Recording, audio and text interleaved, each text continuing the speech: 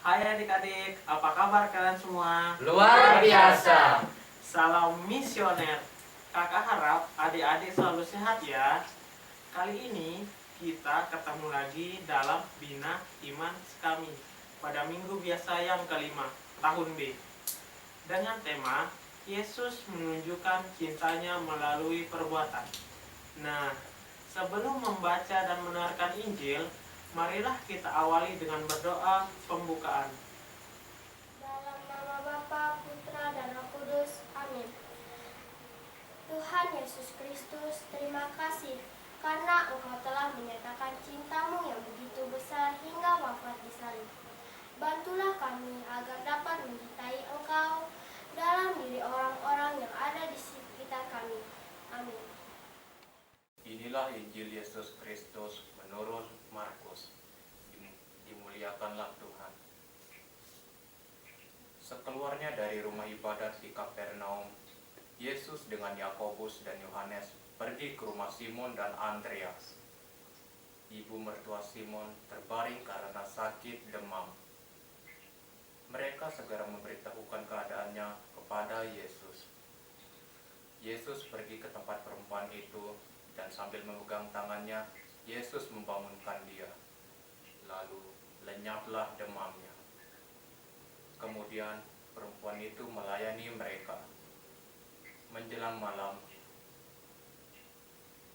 sesudah matahari terbenam, dibawalah kepada Yesus semua orang yang menderita sakit dan yang kerasukan setan. Yesus menyembuhkan banyak orang yang menderita bermacam-macam penyakit dan mengusir banyak setan. Ia tidak memperbolehkan setan-setan itu berbicara sebab mereka mengenal Dia. Keesokan harinya, waktu hari masih gelap, Yesus bangun dan pergi keluar. Ia pergi ke tempat yang sunyi dan berdoa di sana. Tetapi Simon dan kawan-kawannya menyusul dia. Waktu menemukan Yesus, mereka berkata, "Semua orang mencari Engkau." Jawab Yesus, "Marilah kita pergi ke tempat-tempat lain, kota-kota yang berdekatan, supaya di sana pun aku memberitakan Injil.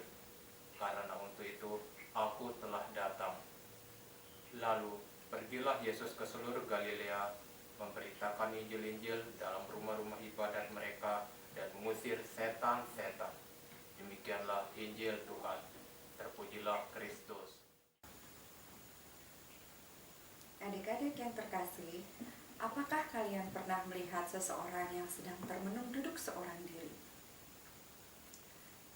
Jika kalian datang menemani, pasti orang tadi akan merasa senang. Kenapa? Karena ia merasa dipedulikan. Ia merasa senang karena ada teman ngobrol, teman bercerita. Adik-adik yang terkasih, tindakan kalian kelihatannya sederhana ya, tetapi itu memiliki makna yang sangat besar. Kenapa? Karena tindakan kalian itu adalah wujud kepedulian kalian terhadap sesama. Nah, Tuhan Yesus sendiri melakukan hal yang sama, yaitu salah satunya adalah ketika ibu mertua Simon yang sedang sakit demam.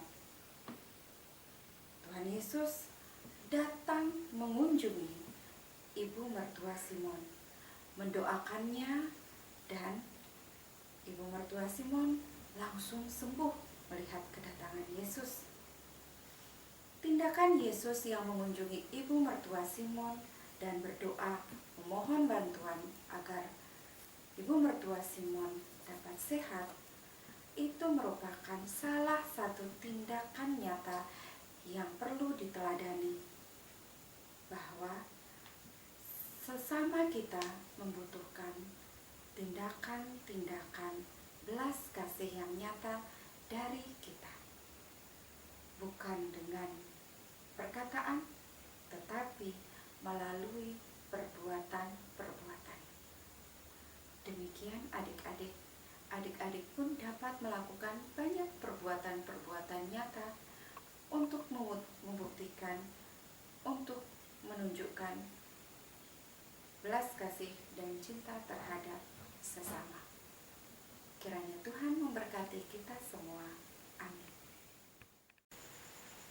Adik-adik, kita sudah mendengarkan bacaan Injil dan renungan singkat.